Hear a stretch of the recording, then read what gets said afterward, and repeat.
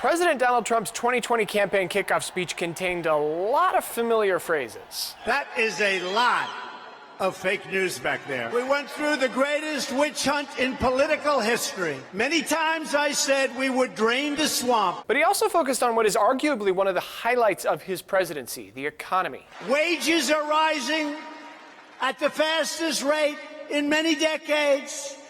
And really what's nice is they're rising the fastest for the lowest income Americans. Isn't that nice? This statement is a little shaky. Looking at weekly earnings for full-time employees is the best way to track wage growth, and for the most part, wages have been rising during the Trump administration, but they're not rising at the fastest rate in decades.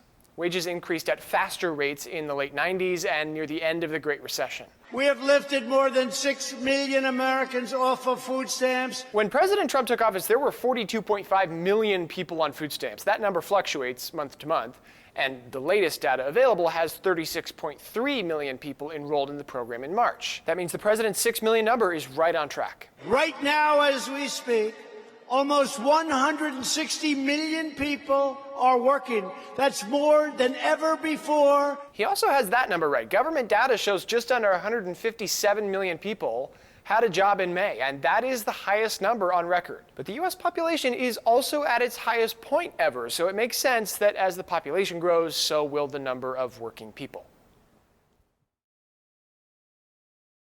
This story is reported in partnership with PolitiFact. It's part of an in-depth analysis show called What the Fact. It airs Sunday mornings on Newsy.